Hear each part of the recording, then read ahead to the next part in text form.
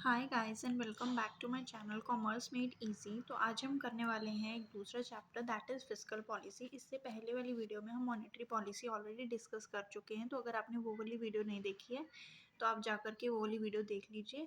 उसमें भी हमने विद इन 12 मिनट्स हमने पूरा अपना चैप्टर कंप्लीट कर दिया है। तो आज हम स्टार्ट करेंगे अपना फिस्कल पॉलिसी। ये बी कॉम और एम कॉम दोनों के लिए मोस्ट इंपॉर्टेंट क्वेश्चन होता है ये भी। तो फिस्कल पॉलिसी क्या होता है? ये एक पॉलिसी होती है जो कि गवर्नमेंट इशू करती है। जो मॉनेटरी पॉलिसी होती है वो कौन इशू करता है? आरबीआई इशू करता है। तो फिस्कल पॉलिसी कौन है?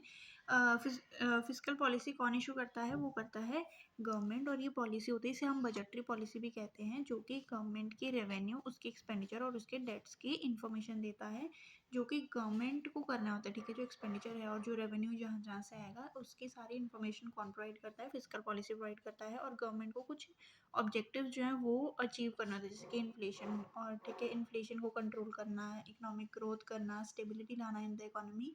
तो उसके लिए कैपिटल फॉर्मेशन।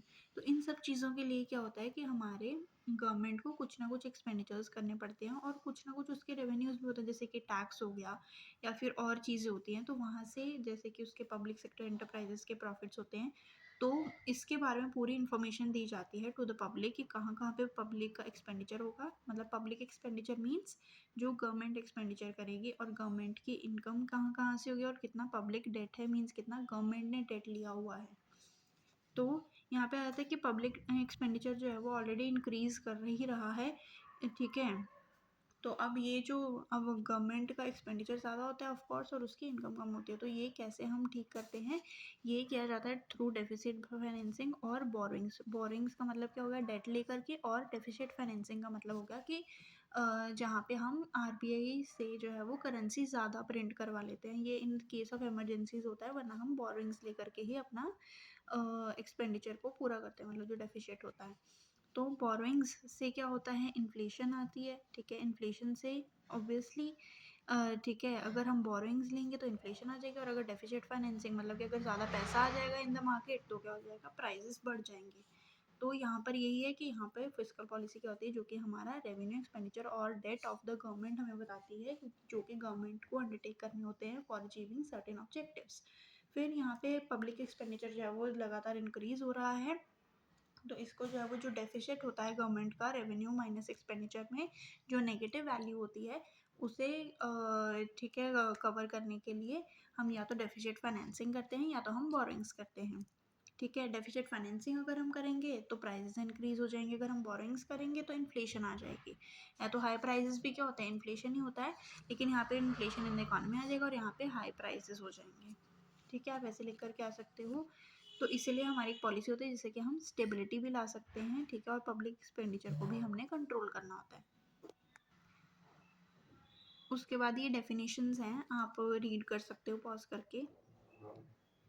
फिर उसके बाद हम करेंगे हमारा ऑब्जेक्टिव्स ऑफ फिस्कल पॉलिसी। सबसे पहला ऑब्जेक्टिव क्या होता है? फुल एम्प्लॉयमेंट का। फुल एम्प्लॉयमेंट में क्या आता है कि in order to achieve full employment level. Full employment क्या होता है कि जहाँ पर कि हमारी मैन पावर जो है वो रेडी टू वर्क है at willing wage rate without any dispute. मतलब कि जो बंदा जिस रेट पे काम करना चाहता है उसे वही रेट पे मिल रहा है, या फिर जितना रेट आपका मार्केट में चल रहा है उतना ही हमारा जो है वो, ठीक है, जितना हमारा मार्केट में रेट चल रहा है उतने पे हमारे इंडिविजुअल्स जो हैं वो रेडी हैं काम करने के लिए।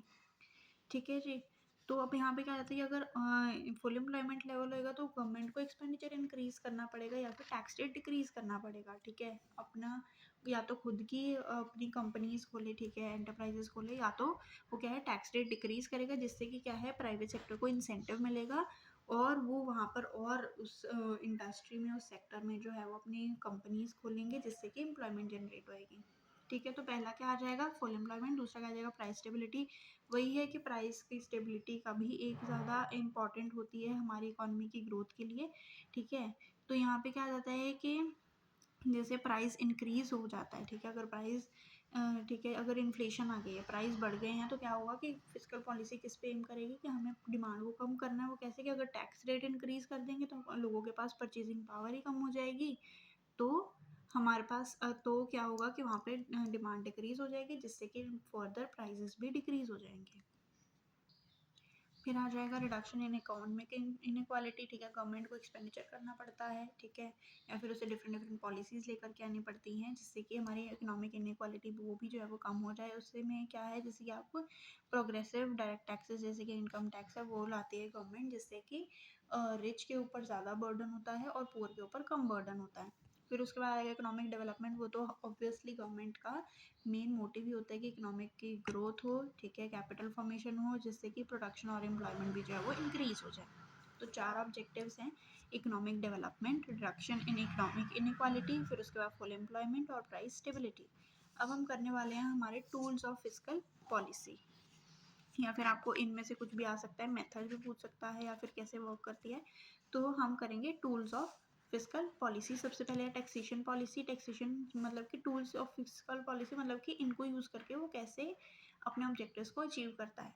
तो सबसे पहले आ गया टैक्सेशन पॉलिसी। ठीक है, टैक्सेस जो है वो 2 तरीके के होते हैं, इनडायरेक्ट टैक्सेस और डायरेक्ट टैक्सेस। और टैक्सेस से क्या है, गवर्नमेंट की इनकम होती है, ठीक है, और ये major source of government revenue होते हैं। तो 2 तरीके के होते हैं, डायरेक्ट और इनडायरेक्ट टैक्सेस, ठीक है। टैक्सेस जो है या तो रिड्यूस करेंगे परचेजिंग पावर, या तो वो इंक्रीज करते हैं परचेजिंग पावर। अगर परचेजिंग पावर रिड्यूस हो गई तो प्राइजेस भी जो है वो, ठीक है, प्राइजेस जो है वो भी क्या हो जाएंगे, कम हो जाएंगे, ठीक है। यहाँ पे लिखा नहीं हुआ लेकिन वहाँ पे प्राइजेस जो है वो कम हो जाएंगे। फिर उसके बाद जो है वो अगर इनकम कम होएगी तो देखो डिमांड कम हो जाएगी, डिमांड कम होगी तो हमारे प्राइजेस भी कम हो जाएंगे, ठीक है। फिर उसके बाद आ जाएगा सेकंड है, आप ये फॉर्मूला कर सकते हो कि चेंज इन इनकम अपॉन ये वाई है, change in income upon change in taxation, उससे आपका ये मल्टीप्लायर बनता है, ठीक है। आप इसे मेंशन कर सकते हो, वरना आप थ्योरी भी लिख के आओगे उसके भी मार्क्स मिल जाएंगे। फिर उसके बाद government expenditure. Government expenditure obviously कि गवर्नमेंट कैसे अपने ऑब्जेक्टिव्स को अचीव कर सकती है कि वो या तो डायरेक्टली या तो इनडायरेक्टली उसमें करती है, ठीक है।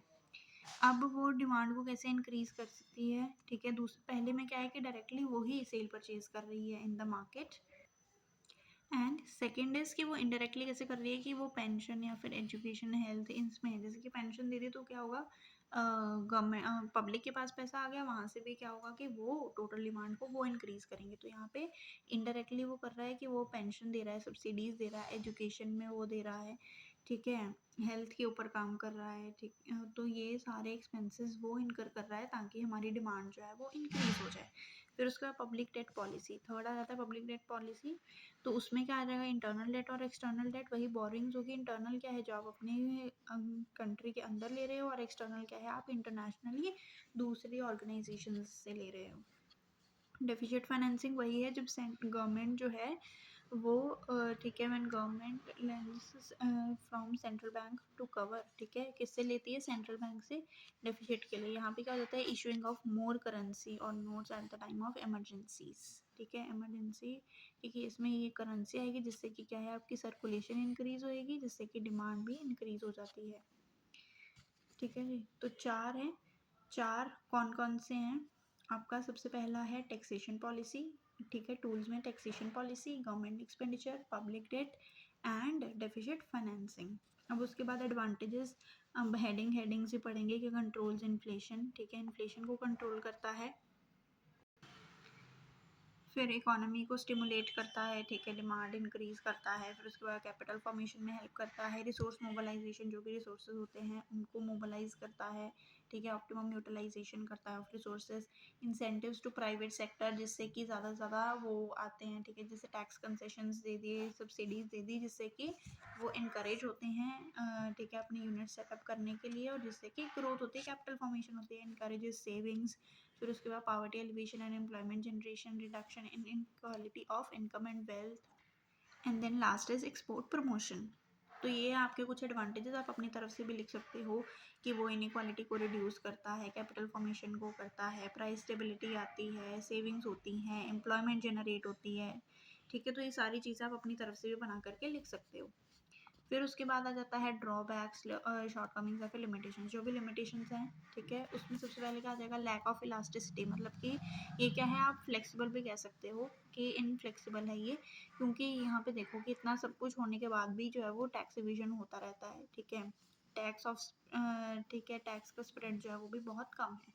फिर उसके बाद आ जाता है कि लिटरेसी है, लोगों को समझ ही नहीं आती कि आपकी पॉलिसी क्या है, उसका फ़ायदा है क्या, जब लोगों को समझ ही नहीं आ रहा है कि इकोनॉमिक पॉलिसीज़ क्या हैं, उसके क्या इफ़ेक्ट्स होंगे, क्या इम्प्लीकेशंस होंगे। फिर उसके बाद लिमिटेड सेक्टर मतलब लिमिटेड एप्लीकेशन है, वही फ्यू सेक्टर्स को ही जो है वो ये अप्लाई होता है। फिर उसके बाद डिले इन डिसीजन मतलब कि यहाँ पे अप्रूवल लेने में ही इतना टाइम निकल जाता है, ठीक है। होता है ना कि गवर्नमेंट का काम कि इतना टाइम हो गया है कि उसमें समझ ही नहीं आता है कि हमारा किस तरीके से करना है, ठीक है। मतलब कि and then is defective tax structure. Defective tax structure में वही आ जाएगा कि हमारे इंडायरेक्ट टैक्सेस होते हैं जिसमें कि ज़्यादा बर्डन जो है वो किसके ऊपर होता है, पुअर पर्सनस के ऊपर होता है। और रिच जो है वो क्या है, टैक्स को इवेड कर देते हैं, फिर उनके लिए बहुत ज़्यादा पॉलिसीज़ लेकर के आए होते हैं जिससे कि उनका टैक्स कम हो जाता है और पुअर के ऊपर ही ज़्यादा बर्डन आ जाता है। एंड देन आ जाता है हमारा इन्फ्लेशन, ठीक है। इन्फ्लेशन अभी भी है और huge investment with negative return मतलब कि जो भी हमारे जो हमारे पब्लिक सेक्टर एंटरप्राइजेज हैं वो क्या है, कॉन्टिन्यूसली लॉस मेकिंग में है और उनकी इन्वेस्टमेंट जो है वो बहुत ज़्यादा है और रेट ऑफ रिटर्न जो है वो बहुत ज़्यादा कम है इस पर। तो इसकी वजह से भी ये एक ड्रॉबैक है फिस्कल पॉलिसी का। तो यहीं पे आपका ये चैप्टर जो है वो ख़त्म होता है। हमने इसके मीनिंग कर लिया फिस्कल पॉलिसी का, फिर हमने इसके ऑब्जेक्टिव्स कर लिए, टूल्स कर लिया, एडवांटेजेस कर लिया एंड लिमिटेशंस कर लिया। तो आज की वीडियो में बस इतना ही। आई होप आपको ये वीडियो अच्छी लगी होगी। Please like share and subscribe और मुझे कमेंट में आप बता सकते हैं आपको नेक्स्ट कौन से टॉपिक के ऊपर वीडियो चाहिए। Thank you so much.